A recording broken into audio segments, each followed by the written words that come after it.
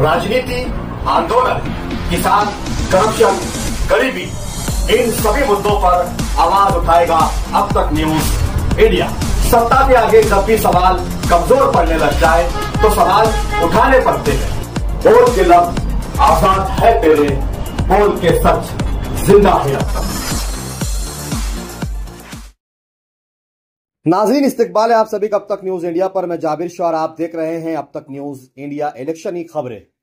आज मालेगांव शहर एएमआईएम के एमएलए मुफ्ती मोहम्मद इस्माइल कासमी की हैदराबाद से वापसी के बाद पहली प्रेस उन्होंने यहां पर ली है, जिसमें बड़े खुलासे उन्होंने ये किए हैं कि मालेगांव शहर ही नहीं, महाराष्ट्र भर में होने वाले कॉरपोरेशन इलेक्शन को लेकर बिगुल बज चुका है। तो मालेगांव शहर की सियासत में अभी तक वो गर्मी नहीं आई है जो हमारे एक्टिव होने के बाद सियासी तौर पर आती है। उन्होंने कहा कि हमारे वक्त में इतनी बरकत होती है कि कम वक्त में हम ज्यादा कामकाज अंजाम दे देते हैं।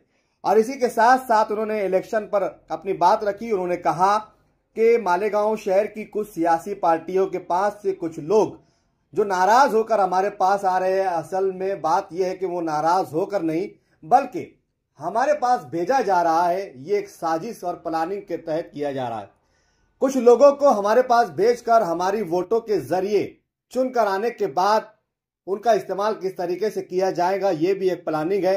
मुफ्ती मोहम्मद इस्माइल कासमी ने कहा कि हमारे लोग भी वहां पर मौजूद है और इतने करीब है कि सांस भी लेते हैं तो हमें पता चल जाता है।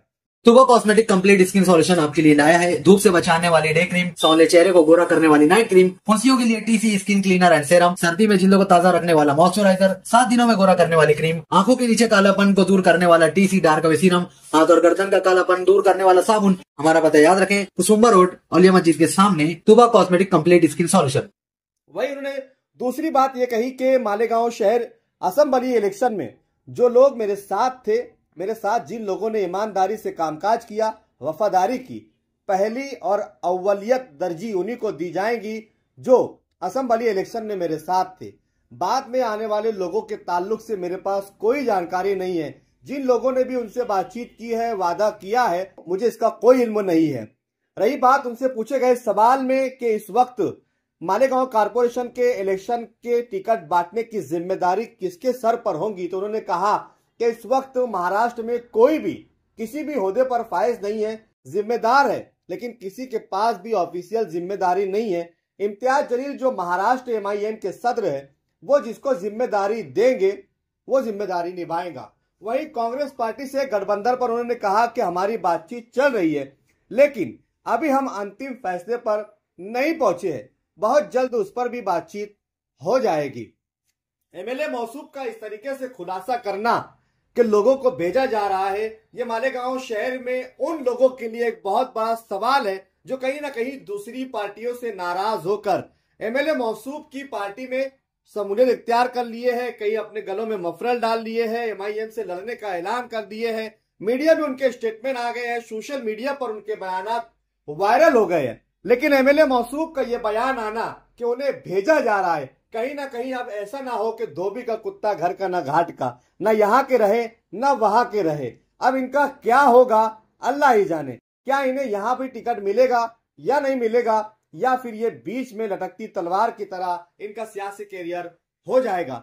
अव्वलियत वफादारों को दी जाएगी और बहुत जल्द कॉरपोरेशन इलेक्शन के मैदान में एमएलए मौसूफ पूरी तैयारियों के साथ उतरेंगे। लेकिन उन्होंने खुलासा नहीं किया कि एमआईएम से चुनाव लड़ा जाएगा या तीसरा मास लाया जाएगा। ये एक सवाल है जो बना हुआ है और हमेशा कई महीनों से लोगों के मन में है कि कहीं तीसरा मास तो नहीं आएगा या फिर एमआईएम से ही इलेक्शन लड़ा जाएगा। जिस तरीके से एमएलए मौसूफ के बयानात आए कि इम्तियाज जलील जिसको जिम्मेदारी देंगे वो जिम्मेदारी निभाएगा, तो अभी भी कई सवाल है जिस पर पर्दादारी है, मगर कब होगी इस पर्दादारी पर खुलासा और कौन होगा मालेगांव महानगर पालिका इलेक्शन का जिम्मेदार, किसको होगा टिकट बांटने का अधिकार, ये सारे सवाल अभी भी बने हुए। एमआईएम या फिर तीसरा मास क्या है? आप बने रहे, जुड़े रहे और देखते रहिए अब तक न्यूज इंडिया। जाबिर शाह के साथ।